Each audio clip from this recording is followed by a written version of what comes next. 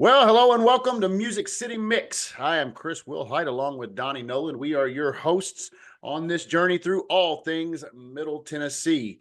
We're going from real estate to renovation, sports and politics. If it happens in the Middle Tennessee area, we are going to cover it all while enjoying a nice adult beverage. So pull up a chair, pour your own drink, and let's get this thing started. Donnie, how you doing this evening? I'm doing well, sir. How are you? Doing pretty good, man. It's been a long day, a very long day. Hey, I'm not even going to talk about long day. I poured my first drink in over 2 weeks today. I am drinking the classic Eagle Rare Buffalo Trace Distilleries. Feel a lot better. Have only had one, and after a couple of weeks off, it definitely hits different. But hey, it was needed a little break, but talk about a long day, buddy. Whew. Long day. What are you drinking? What you got? Well, I tell you what, man, I am drinking the hard stuff tonight. Silver Bullet. Silver Bullet. Drinking the Silver Bullet, baby. Got me well, cheers, sir. Cheers, my friend. My day started at 6, got up, took the boys to school, pull into school, and I'm like, that look like anybody's here. You sure you got school today? They can't get in. Teacher's walking in. She goes, hey, school's delayed 2 hours. For what? What was that for? For what? Rain? Oh, rain. Oh, we delay for rain. My relationship with my ex-wife isn't very communicative at times, and she neglected to tell me, and she said, well, you got to check the Facebook page. I'm not on Facebook. I don't get on Facebook every morning and go, hey, I wonder if school's open. So I had a nice little chat with school today. It's a 45-minute drive for me to take them to school. So needless to say, they took the day off. I don't blame you there. And I got a nice little call with the school, and I was like, hey, I know you guys got some sort of communication system. I need to get on that. And they're like, well, we only have one parent per child. I was like, okay, that's great. I have 2 kids. So you can put one on her and one on me, and we're happy, right? Oh. That sounds like a great idea. They were totally confused. We only put one parent on per child. I was like, okay, well, I got 2 kids. This isn't a problem. That works out, man. That works out. She had no answer. She just sat there on the phone like crickets. And I'm like, first one to talk loses. And she was like, I don't think, yeah, I guess we can do that. I'm like, yeah. Oh my gosh. Needless to say, yeah, I mean, I was not doing a 3-hour drive, 45 minutes each way for. So I'm guessing your kids are spring breaking next week, like mine are. They're last week of the month. So. Oh, okay. Yeah. So we still got another week to go, but yeah, mine is next week. They got a day off today. I had them help me around the house. I was supposed to go into work, but it was raining and I needed to cut some wood. So we cut it in the storage shed. They went with me and got it all cut and ready to go. So we'll be rip roaring ready to go tomorrow on a remodel that you're going to be listing probably in about 2 weeks, sir. I'm looking forward to getting it out there. That's for sure. Yeah, today's I've been running around all over town today. Took Jamie out, my wife, and we were trying to find her a truck that we could trade her that we could trade her car in for. Don't know anything on the car, so I'm not a big fan of trading. Well, I'm not a big fan of trading in a paid for vehicle, but a little extra down payment on there just to get it going. But right now, she has that Acadia and I've got my Ram, and every single time she's got a horse show or something that I'm not going to, I've got to give up my truck so that she can pull the horse trailer. So tired of that. So we're gonna get a truck, and you're gonna get a big truck or a small truck? We were looking the one we're looking at right now is a GMC Sierra. It's a Denali, but it's 2015. That's a good truck. It's in great shape. Looks really good. It's got the Vortec in it? Yeah, no, it's got the diesel. The diesel. So it's got the diesel. Turbo diesel. Yeah. But it's it's a nice little truck. We went and looked at it. It's got 120, 115,000 miles, which for a diesel, that's not even a scratch of the surface. So No, that's good.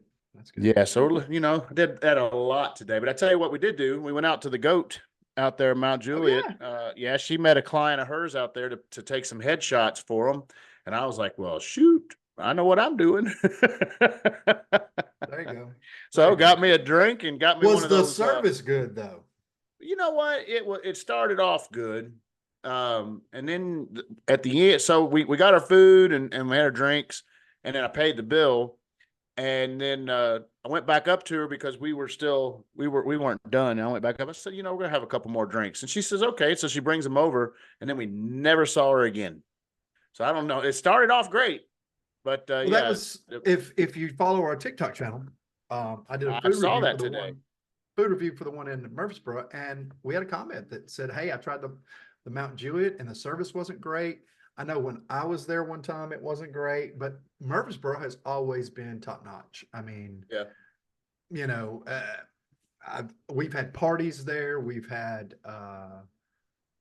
just regular dinners and Well, brunches heck, and we had our networking thing there for a while. You yeah, remember? yeah. I mean, it's been a I've never had a bad experience there, even with, from management down to busboys. I mean, it's been great. So, you know, Well, I it think wasn't bad. It wasn't, I mean, I wasn't displeased leaving. I mean, the service was, adequate to what it was. She was a sweet kid and she made my wife feel good by when she yeah, looked at her license. She's like, "What? That's you?" And I was like, "Wait, you didn't say that about me?" And she's yeah, like, she just kind of they don't turned ever and say that walked about away. I you. was like, "Oh, there went your tip, buddy." The thing is, I think the staffing usually starts with the management. So if you've got a good manager, they Yeah. tend to make the staff feel better, and the staff, it's a snowball effect. It's top down leadership. But yeah, Well, like I say, she did an okay job. She was fine. It just that those when we had those last two drinks, she just kind of laid the ticket on the table and disappeared. So I had to yeah. actually take the ticket up to the bartender and ask him if he could check me out. So which he did. So, Okay. but Okay. all in all, their food is great, man. If you've never been to the Goat, I highly suggest you go to one of them and try Devil on a Goat back. You can either get it in a flatbread or a pizza. God, that Yeah. thing is so good. I had Pork that Mac belly. Daddy. Oh, I had the Mac Daddy. It was pretty good. I'm not gonna lie. That thing was good. It was yeah. really good. You're gonna have to do Um, me a favor, man. I love your TikTok, but you're gonna have to play some music in the background. I get so tired of hearing you chew. fair enough. Fair enough. We'll work on some music. We'll work on some music. Speaking of music, we got some sweet music. We did our podcast Monday, and we thought we had a pretty good team at that point. But man, adding Calvin Ridley. Oh yeah. I thought you were segueing into CMA Fest. Come on, man. I thought No, you was better than sir. that. No, sir. I'm segueing into some dual threats. I'm talking Man, legit dual threats with DeAndre Hopkins and Calvin Ridley on the outside. Traylon, I think you're a good guy. I really do. And I've seen some of your stuff outside of the team, and I think it's great. But bro, you're sitting on the third string right now. You're going to have to step up. If you want to see the ball, you're going to have to step up because you got two stallions out there, and they are going to want the ball. They are going to demand the ball, and they both respect each other. If you missed Calvin Ridley's press conference, he had nothing but great things to say about everybody there. He goes, DeAndre Hopkins I look up to him, but I also think, we're very competitive. We're both going to want the ball in those key situations.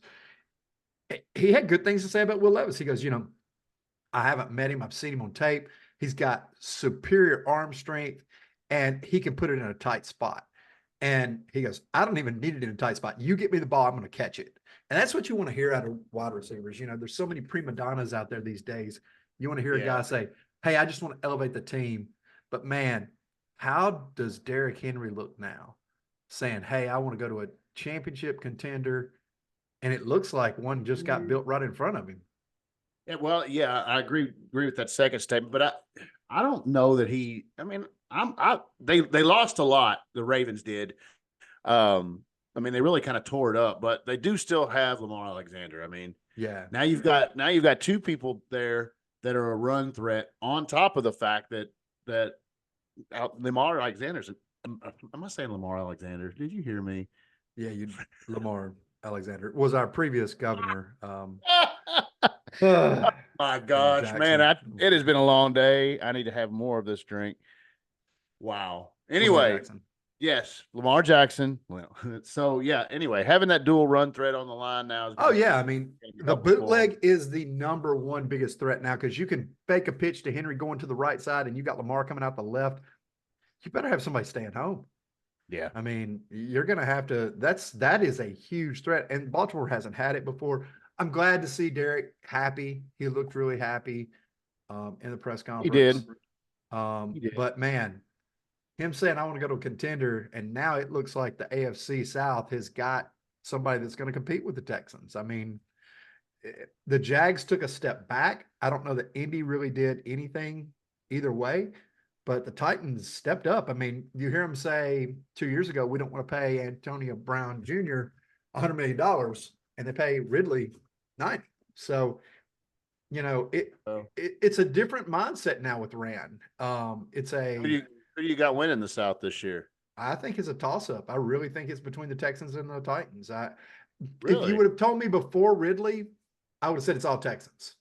But now, I don't know. I mean, I'll tell you this: it's the first time I've been excited about the Titans in preseason in a long time. I'll give you that. It's having those dual threats, having that Ayuk and Debo, having that,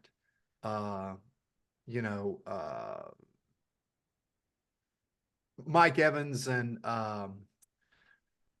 gosh, I can't think of the other wide receiver right now for the Tampa Bay. Having two guys that can go get the ball at any point in time is just a huge advantage. And last year we didn't have that.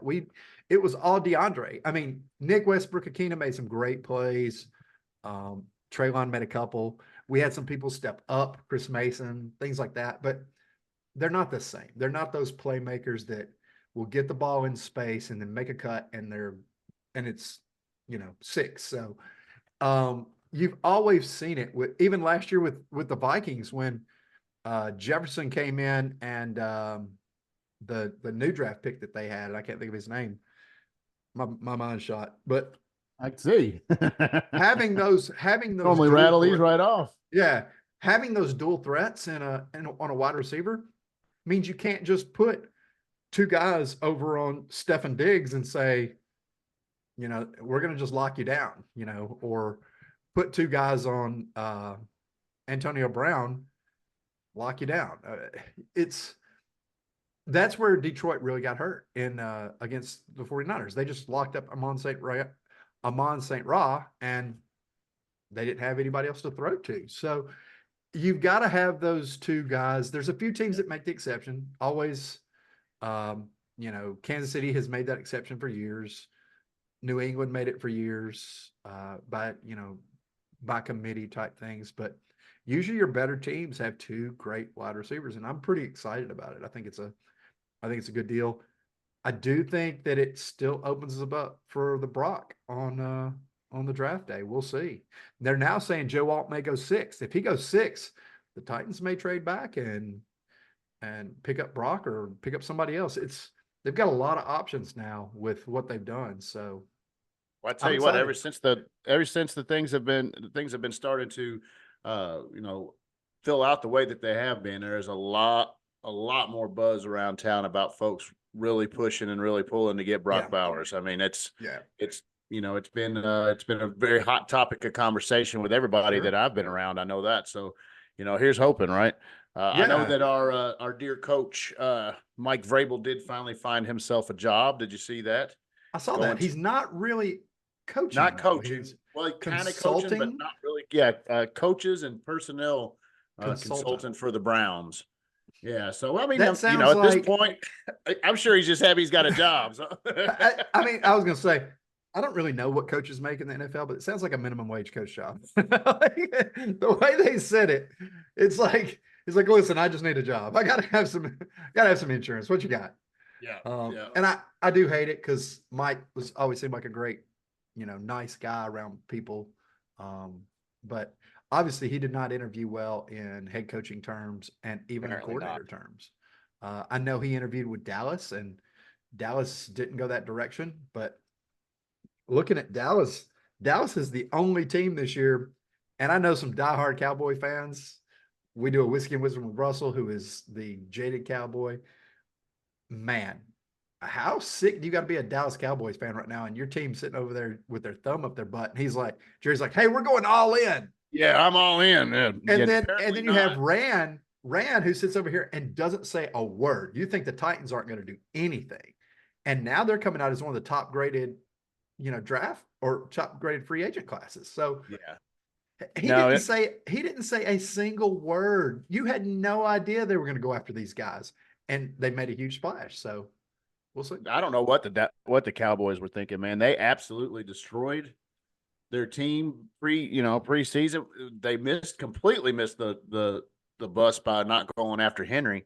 So I don't know, man. I don't know what they were thinking, but I don't like the Cowboys. So, hey, good for them. Good job. Well, speaking of Tennessee sports, our boys, the Vols, got themselves put out in one and done, man. They got put out. They got spanked, brother. They got smoked.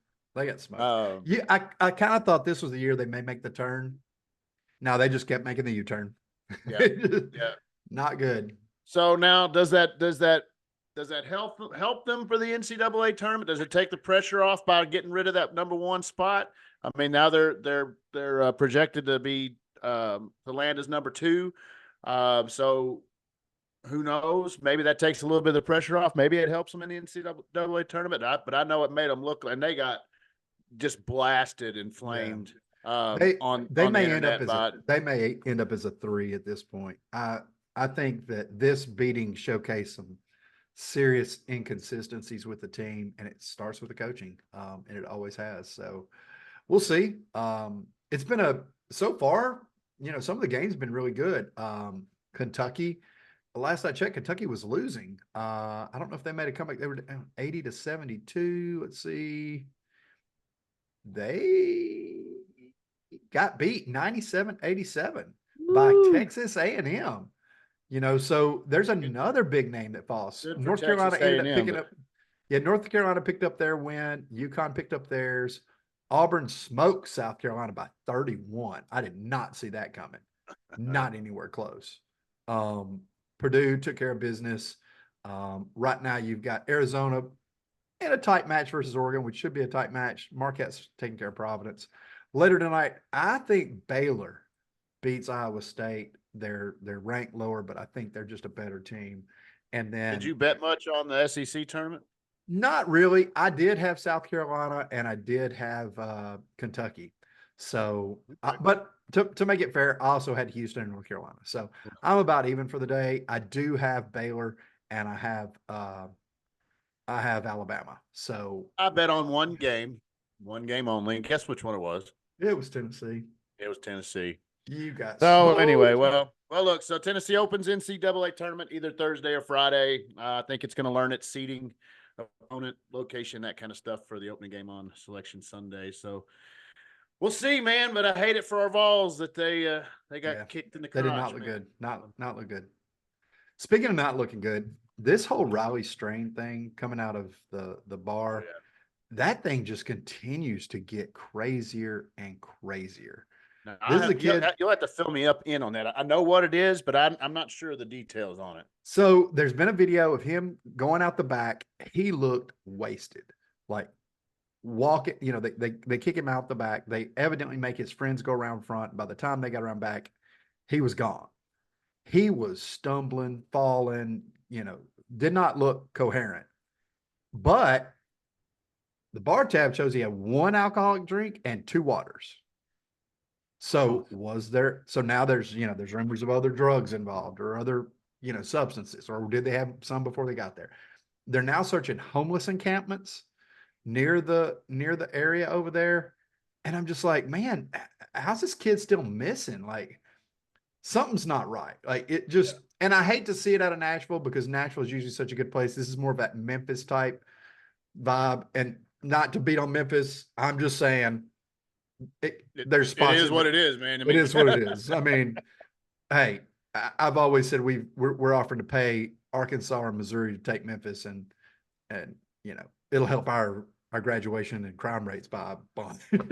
We'll go from bottom 10 to top 10 just like that. Right. But yeah, I mean, it's just how many days are we on that now? How many days has it been since it was over the weekend? So I mean, it was Saturday. So now you're talking nearly a week, and it just the news that just keeps coming out is just stranger and stranger. It's like, what? Like, what happened? Like, how did this get? Like, I understand them kicking him out. I do. If he's getting rowdy or if he's too drunk, and I get that. I get not letting the other guys go out back, but what? Like, how did he vanish in a 45-second period? Like, it just seems weird. Like, there seems like there's more going. There's going to be something in this story, I think, down the road. I hope it's not anything involved in human trafficking. I really do. I know Nashville got on the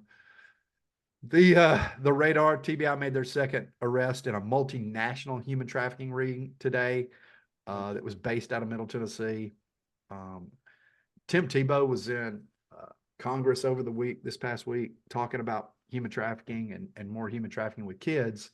But that's really become the quiet story that nobody's talking about. And we'll probably talk about it more on Whiskey and Wisdom. I'm just bringing it up because we had another major arrest. I mean, this is a multinational human trafficking ring that was tied to Middle Tennessee. And, and when I say tied to Middle Tennessee, they were taking immigrants that were coming in from over the border and just popping them over and sending them out, and it's crazy that we see this here and we're not anywhere close to the border. I mean, we're 9 hours, 10 hours away minimum from any border. Texas would be 16 to 18. So yeah, it's strange to see it, but I hope that this Riley strain isn't, somebody didn't just pick him up and I just throw hope him into one of these. Still alive. Yeah. I mean, exactly.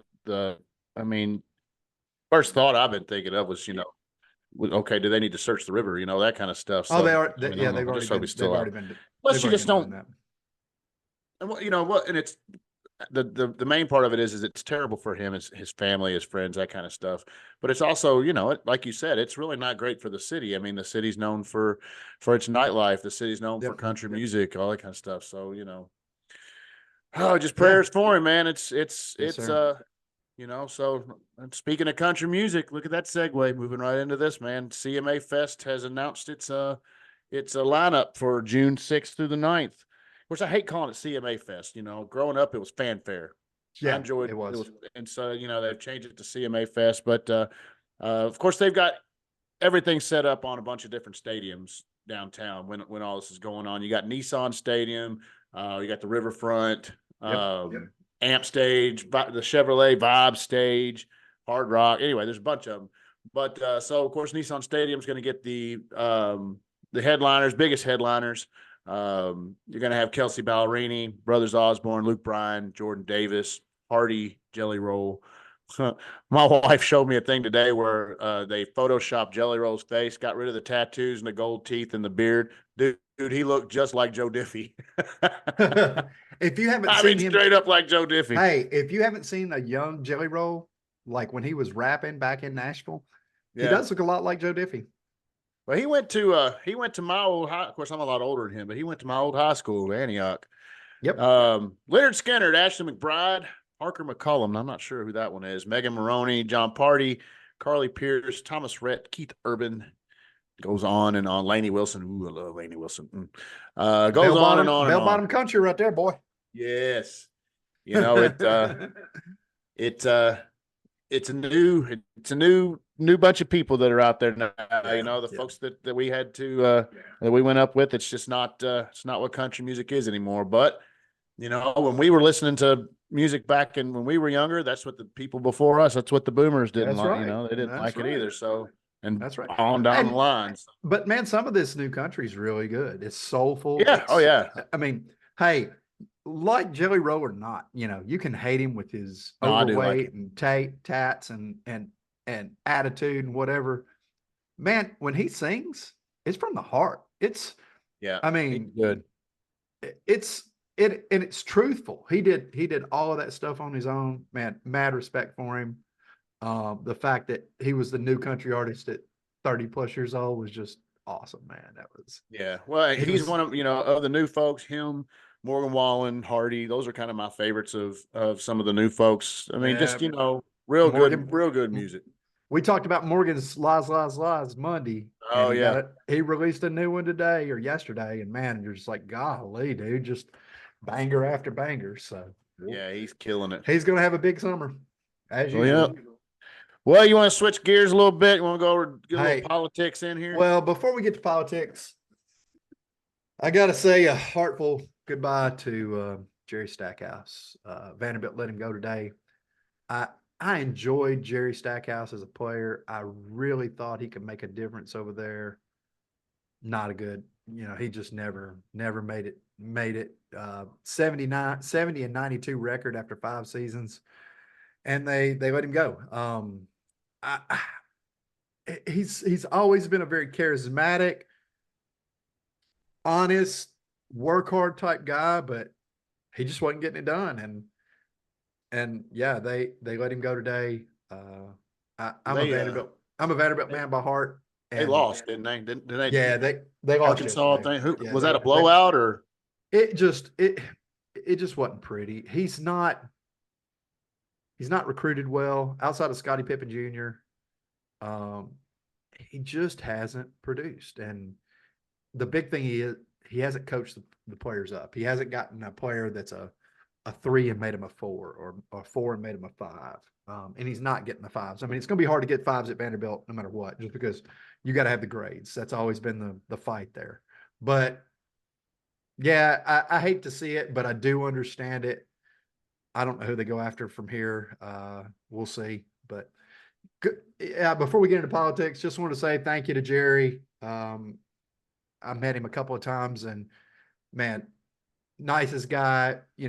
You're a coach. You don't have to take time to come meet a fan at, if you're not at a publicity stunt, a pub event or anything, you just happen to see him and say hello. That's always something. So now we can move to politics. Well, yeah, I hate that for him. I hate that for any coach that loses their job. But they got to expect it somewhere down the road when they're not winning. Exactly.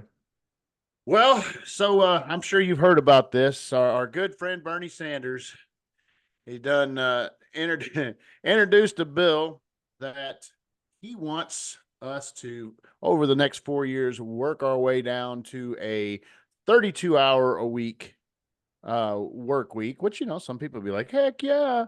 But they're wanting the businesses to increase pay by at least an extra 25% per hour. So the businesses get less work out of the employee and they have to pay them more. So seems how like you a great see idea. that working? Well, as a business owner who subcontracts out a lot of work, but has to do a lot of work on his own, I haven't seen a 50-hour week this year. And most of my weeks in the last month have been 90 plus. Today was my first day off since,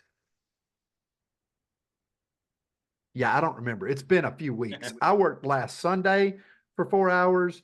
I worked last Saturday for 7 hours. Well, you got to remember, there's a lot of folks out there that they're 9 to 5ers. Once they hit that 41st hour, they're getting overtime. They're getting time and a half, And I get it. I get it in a big company. I do understand that. But if you're going to tell a plumber, electrician, tradesman of any sort, hey, 32 hours, they're going to be like, yeah, man. Yeah. How's that house going to get built, buddy? Like, that house ain't getting built on 32 hours a week. Well, the senator from Louisiana, Bill Cassidy, had the best response to this that I have heard yet. Here's his statement. Says the government mandating a 32-hour work week while requiring businesses to increase pay at least an extra 25% per hour of labor will destroy employers, forcing them to either ship jobs overseas or dramatically increase prices to try and stay afloat. The Biden administration has been dumping gas on this inflation fire, and this would be napalm. And he has got that exactly right. I think so. I mean, here's the thing. Let's be serious. I'm going to give you guys from a tradesman. I consider myself a tradesman. I'm not really, but I know so many people in the electrical, the plumbing, HVAC world. You tell those guys, hey, 32 hours, that's it. No overtime. That's all you're getting. They're going to have to hire triple the employment that they have right now. And when I say triple, these are the guys that are getting called when you're sitting at home and your pipe bursts, or you turn your air on and it doesn't work, or you flip a light switch and all the lights in your house go out. You're calling somebody, and they're probably going to come. They're going to charge you because it's a nighttime trip, or it's a weekend trip. They got to pay that person something. The business has to pay them. And if they've already worked 35, 40 hours and it's a Thursday, they got to pay them more. Yeah. If you tell me now that that person's not working at 32 hours, I'm going to have to tell you, hey, buddy, I know you got a water leak. My suggestion to you, go outside with your little vice grips and turn the water off, and we'll get there Monday when our guys can start working again. Nobody's going to like that. It's going to be a revolt. I mean, you can't. The nation has become so dependent on pushing a button on your phone and getting a service. And that's really what you did. You made a phone call and you got somebody to come out and fix a problem that can happen at any time. That is a convenience. It really, really is. Now you pay for that convenience. There are fees associated with that. There's a charge for coming out at night that's more than coming out during the day. Hey, HVAC guy, I'm dying. It's 98 degrees in here. It's 7 p.m. on a Thursday. All right, I can come out today, but I'm going to have to charge you. Okay, that's fine. Or it's 72. Don't come out tonight. Come out tomorrow. I'll pay the less fee. I'll take the haircut to get a better price. There's levels of service. You got to pay for that. But an employer has to pay that guy to do it. He's got to pay that person that. And if they're only working 32 hours, it's just not feasible. I mean, and it's not only that, it's saying that, I was looking, and they got to increase the pay, and they got to increase the pay, and they want overtime pay at time and a half for anything longer than 8 hours. And they want overtime pay at double the regular pay for work days longer than 12 hours. Well, that's going to kill the 4-10 shifts. If you don't know what a 4-10 shift is, that is you work 4 10-hour shifts. That means you work 4 days, you get 3 days off. That's not a bad deal. There's a lot of people that prefer that. There's the 3-12s, and you work 3 12-hour shifts, and then you're off for 3 days and you work 3 more 12s. So that's not a bad. Some people enjoy that. Yeah. Having the government regulate things like this, and then the TikTok ban, they're just trying to infringe on what businesses can and can't do, and how many liberties they can take away to make themselves feel better about their jobs. I mean, that's my opinion. I'm sticking to it. I think they're overreaching on this, and it's just silly. I mean, you can't have convenience and then expect everybody to pay for it. I'll give you an example. I'll give you 2 examples of how crazy things are in Nashville right now, because this is a Nashville construction update for you.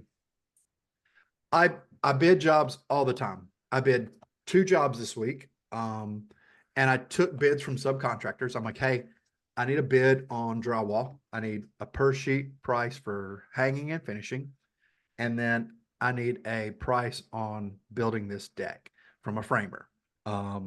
So the drywall I took for 4 different drywall guys that I deal with normally. And I'm like, hey, I need drywall. I got 32 sheets going up in a house, pull and replace. I got bids everywhere from $60 a sheet to 80. And I'm like, that's not bad. And then I had one guy that was at 300. And I'm like, hey, what's this $300 bid? He goes, well, that's what I get paid for in the downtown area. I'm like, okay, this isn't downtown. He goes, well, that's what I'm requiring now. Okay, well, let me take you off my list. I'm not, I'm not gonna put you on my list if you're gonna have $300 a sheet. Then on the other side for my framers, I took bids on this deck, and most were in that $8,000 to $10,000 range, and I had one guy that was like 36,000, and I'm like, where did this number come from? Did you miss something? He goes, no. He goes, we're just really upgrading our pricing because we're too cheap. I'm like, okay, I understand it. You know, if that's what you can get. He goes, well, basically I'm working in downtown Nashville. I'm like, okay. That tells me that downtown Nashville is so hard to get permits for, so hard to get, you know, if you're working in a condo in a high rise downtown, all kind of issues. There's a lot more you got to go through. I mean, you've got to have different, you got to have a different permit, you got to have a different, you know, work environment. You can't, if you've got an 8x12 or 4x12 sheet of drywall, it won't fit in the elevator because the elevator is only 4x10. So you literally have to cut it down. You have to do a lot of different stuff. I get that, but those are special circumstances. But our work, as you were saying, the workers' mentality is changing overall, and they're becoming less and less, what can I do to get this job? And more like, I don't really care if I get this job, but if I do, I'm going to get paid an exorbitant amount so I don't have to work again for a week or two. Yeah. And that's a mentality that Bernie Sanders is kind of embracing. And I think anyway, I mean, let's do as little work as possible and get paid as much as possible. And as a business owner for dang near 35 years, I mean, I couldn't have gotten 35 years where I'm at now and had that type of attitude. I mean, hey, Chris, I know you want your house painted, and I know last year it was about $5,000, but I'm going to charge you 20 grand now because you're I don't want to work. Nashville. I don't want to work next week or the week after. So just give me 20 grand so I don't have to work for 2 weeks after this. That's not going to go over well. I mean, but I don't want to say it's a millennial attitude because I don't think it is. I think it's a very selfish. It goes right along with Bernie Sanders, that's for sure. It's a very selfish attitude. It's a very, I value myself more than the country or my neighborhood or my family. I just value myself more than you. Yeah. And that's not the type of place I want to live in. I mean, I don't want to live in a place like that. Do you? No. Well, and like I say, you know, all this is really a moot point because there's no way anybody's going to pass that. No, I don't think it ever passes. But I mean, hey, I didn't think the TikTok ban was going to pass, and that thing looks like it's going through. Really? Well, yeah. I don't understand how a government can control an app. And I do understand the reasoning. Hey, we're scared you're sending stuff to China. Okay. Yeah, well, you know, they're worried about our safety as a country with an app, but not as a safety with an open border. I mean, come on. Well, and let's get real serious. There's a guy that is on the Sean Ryan. Have you ever heard of Sean Ryan? I've never listened to him. Ex-military guy. He does a podcast where he interviews some really incredible people. I mean, some incredible people. You're talking, you know, first Navy SEALs, people that killed Osama. I mean, he talks to the world elite hackers, you know, just craziness. So he's talking to this guy, and he's like, that has really done a lot of like computer hacking, and I say hacking, he hacks for the right reasons. He exposes pedophiles, he exposes drug trafficking rings or people trafficking rings. He does it for the right reasons. But he's like, yeah, I bought a vacuum cleaner that, it's like one of those Roomba things. And he said, I looked into it, and it literally is sending all of my data to China. My house plans, when it's run, it's got a full map of his house. And it's saying every time it goes to a cloud server in China and then comes back to him. And he's like, I just disabled it. He said, but he goes, when I bought it, the first thing I did is I get in it. I'm like, okay, what are you doing? What info are you gathering? He said, the government doesn't care about that. They don't care about all of these different things that are connected to your Wi-Fi and what they're doing. He goes, they don't care about your phone, Apple or Android pulling when you say something or mention something. They don't care about it popping up on an ad for Facebook or Instagram or anything like that, but they're worried about TikTok. He goes, something's not right here. He goes, somebody's paying somebody something to make this go away. For sure. Oh yeah. I mean, I was looking at, I had a flooring bid out today and I got it. And then the customer called and they were like, hey, this other company is advertising online for this price. Can you match it? And I was like, well, yeah, I told you I would match prices. Let me look it up. I looked it up. They were advertising about 10 cents lower per square foot than I was. I matched it. Kid you not. Within 30 minutes, I had an email in my email from that company saying, hey, we saw you were looking at this product. Can we help you buy it? And I'm like, how did you get my email? I'm literally on Google. I don't have I didn't go to Brave, which I should have. I'm like, how did you find my email? I didn't log into your website. I just literally went to Google Shopping, found it, and went from there. I didn't go to your website. I just hovered over your image, and I'm like, yeah, I've never been to your website. Something's weird here. But the government doesn't care about that. They're more worried about somebody doing a funny TikTok dance, or that doesn't make sense. Like, make it make sense to me, because I can't figure it out. It doesn't. Nothing that you put the government's name into makes any sense, really. But that's true. We shouldn't talk about politics that much. It just makes me angry. Right. Well, we'll change up just a hair. Just let's talk about Lainey Wilson's bell-bottom country dumps with a truck. Did you see that? Did you see her video? She said, I can't look at, she's like, I can't look at any internet site and not see my big old butt. She said, I just don't understand why y'all infatuated my butt. She goes, but anyway, you need to listen to bell-bottom music or bell-bottom country music. And she goes, now I put bell-bottom in there for a reason. I thought, yeah, that's why we keep seeing your big old butt. That's right. Yeah, I like her. About an hour ago, what is it? 8:57 here locally. So about an hour ago. It is past my bedtime. Right. T-Dot closed down. I saw that.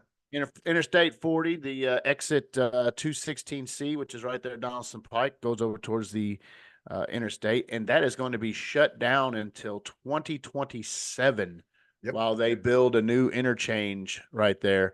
So the way they got it going now, you get off at either 215 or 216A or B, and they'll have a temporary stoplight put there. But I foresee a huge mess. It's going to be, if you're going to Nashville Airport, all I can say is add 10 minutes. Yeah, at least.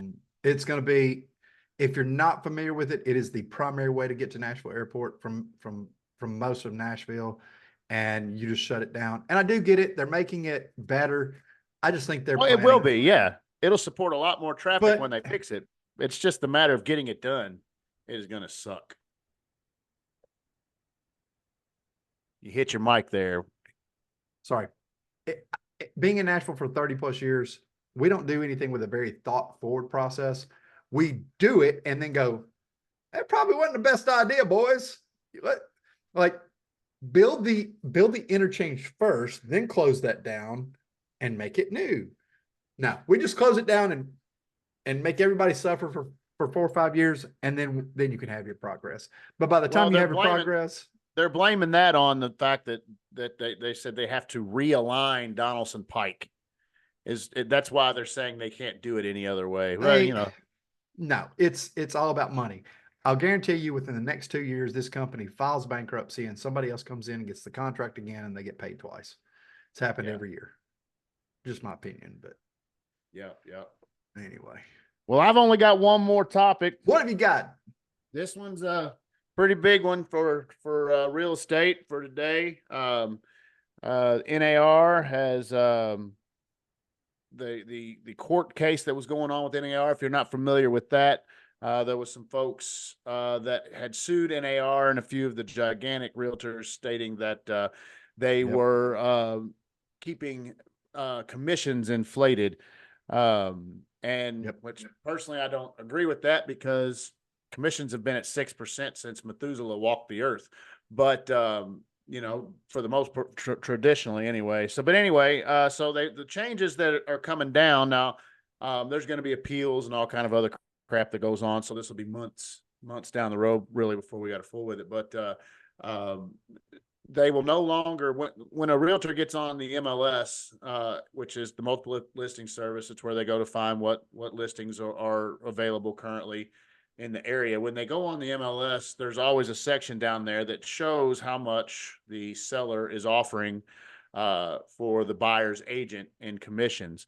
Now they think that is they want to do away with that, because they feel like that if it shows a lesser percentage, that unfairly those realtors are not going to show that property or whatever, which honestly is the truth. There are realtors out there that, I've always told my folks, this is what I charge, and I will be splitting it with the buyer's agent, because, and I'll give myself less if I have to, because I don't want to disincentivize those buyer's agents that, because there are some out there that they're not being a true advocate. They're looking for that paycheck. So they're going to be doing away with putting commissions on the MLS. So they're going to be making it where you have to have, and I do this anyway already, but you have to have a signed representation agreement, both as a buyer's agent and as a listing agent. And it's going to come around, basically how it's going to end up working out is, if you charge 3%, which is traditional to help your client, and your client is the buyer, that in that representation agreement, it's going to say, I charge 3%. On most cases, the seller pays that, but in the event that the seller only pays 2.5%, the other 0.5% will be put on the buyer to cover. So, of course, that's all negotiable with your buyers. It's all negotiable with your sellers, and it always has been, which is why I don't really, understand the whole gist of all of it. But there's still a lot of people out there that don't think that realtors don't run their absolute ass off trying to get things done and covered for folks. I mean, I can't tell you half the stuff that I've done for some people. I've had our good friend Troy, when that house that you're renovating right now, when I helped him buy that, it took almost 5 months due to the fact that there was 24 people that I had to run down that were heirs for the owner, and 8 of them were dead. Yep. And so I had to have death certificates. I mean, there was a lot of running, 5 months of work, so people don't think that that realtors earn their money. They really do. And, this is going to make it a little harder on them, but I think they don't see it, therefore they don't know it. And if you don't see it, it's not known. If you see me give you a bid for painting your house, and I bring 5 guys in and we paint it in a day, and you're like, God, that cost me $3,000 and the paint was only $500. No. Well, yeah, I had to pay 5 guys 8 hours a piece at, let's say it's $20 an hour. And they got greasy French fries. That's 8 times 20. It's $1,600. Bad joke, I know. Sorry. Yeah. That's saying if I paid them 20. And that's not counting the insurance, all that other stuff that goes into it. So they don't see that. So as you said, they don't see what a realtor has to doesn't do on the back end. They just see the realtor show up, show you the house, then sign the paper, and they're done. They don't realize that you've got to have the contracts in order. You got to make sure everything's signed properly. You got to make sure that the deeds are proper. As a person who has sold well over 20 houses of my own, from flips or whatever, I would not do it without a realtor, because I know my butt's got to get covered from a variety of reasons. And I've seen other contractors and other people get there. A great friend of mine that does business with me is getting sued right now. And he just forgot. He had been in this house for 12 years, and 5 years before he sold it, they had a flood. A pipe burst in the basement. It flooded the house. He was hammered. He admitted, he was like, I was hammered.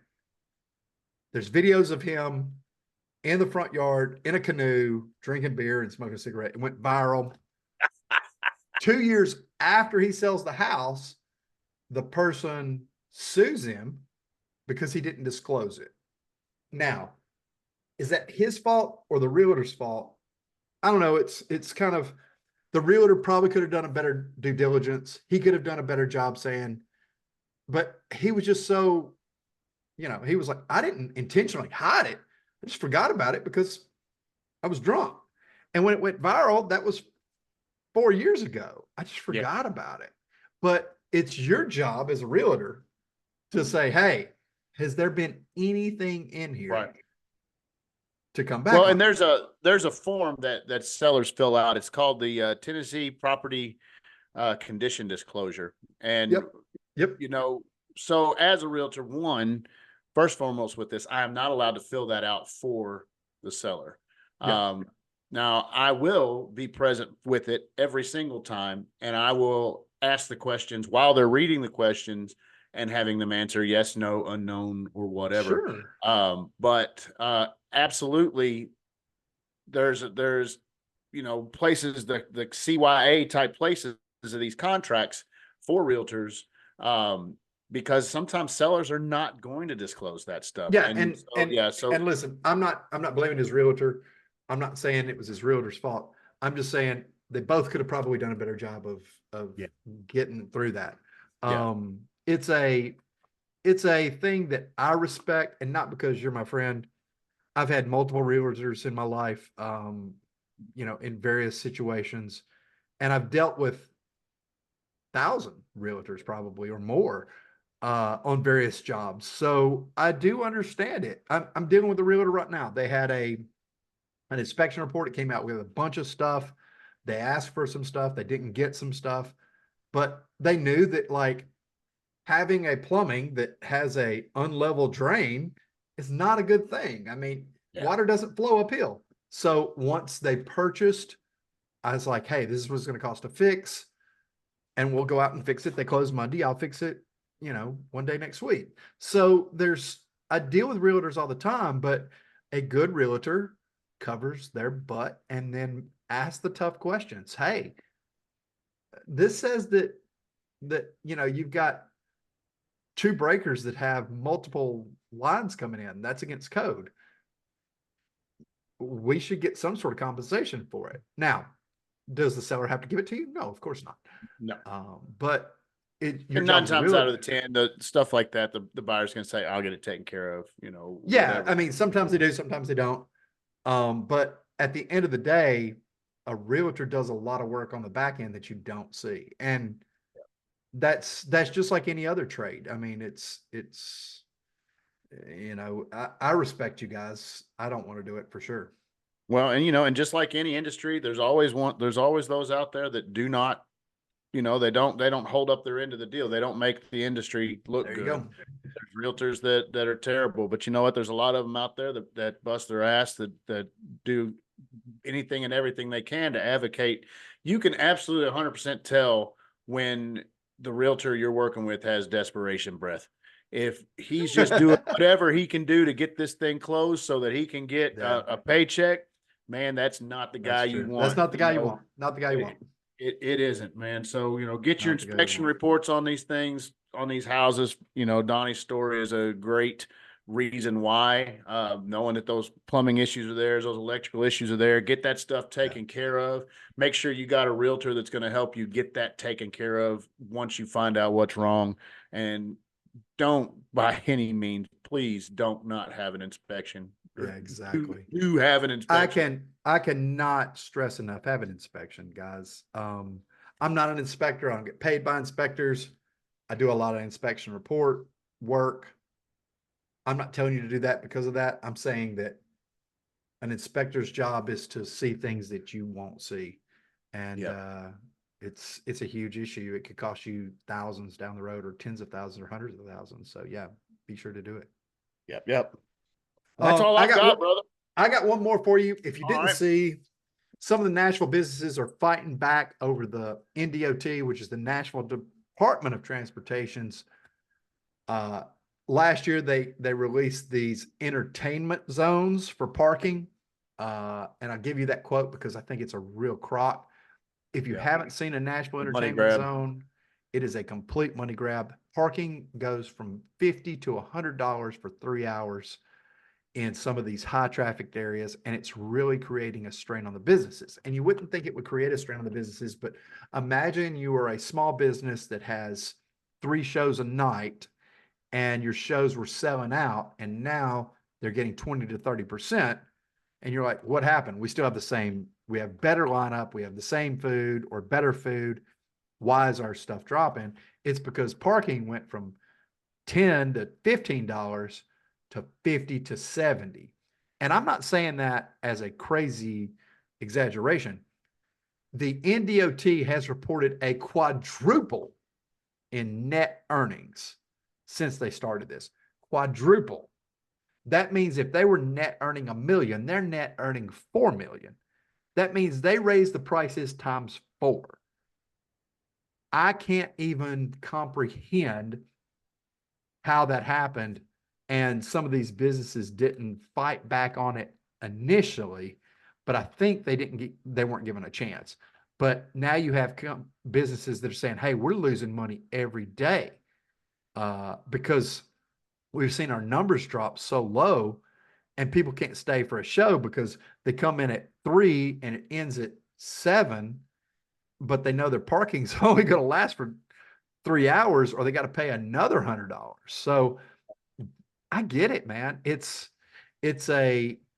something that I'm finally glad that businesses are fighting back on it, because it's listen, I get it. Nashville downtown is a madhouse right now. It really is. But I don't think putting $100 price tags on parking for 3 hours is the way to get rid of that. I mean, the way to get rid of that is to take some of the parking areas away from that downtown area, move them outside, make them Uber in. You know, you figure out another way to do it, because if you don't, sooner or later the people will, you know, and they'll either stop coming, which we don't want to happen, or some company will come in that says, hey, we're going to lease this 3-acre area over here. We're going to make it a 5-story complex of just parking. And we're going to have an Uber station outside, and we're only going to charge you $10 an hour. So you stay 5 hours. That's better than Nashville. And you take a $20 Uber ride, you still save $100. For sure. I mean, so if you don't, and then all you've done is just create a market that you can't even contain anymore. So I'm glad to see Nashville businesses fighting back for it. I'm all about small businesses and small business ownership. So yeah, I was happy to see that came across last couple of days. And I'm glad to see it. Heck yeah. Well, that's it for me, sir. Friend. Yes, sir. Hey, I can't say I'll have another one tomorrow because I probably won't, but man, after today, I definitely needed this one. And well, I'm going to be cutting back for a little while. I went to the doctor and he told me I had to lay off the salt, Tylenol, and cut back on alcohol.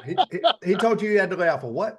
He told me to cut back on salt, lay off the Tylenol, and cut back on my alcohol. So that's what I got to do. The alcohol, I understand. The Tylenol, maybe. Let me ask you this. What happens if you have too much salt?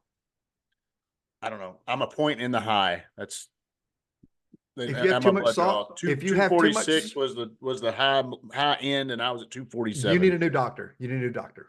Because if you have too much salt, what does your body do? It I don't know. Just you have to tell me. It urinates it out.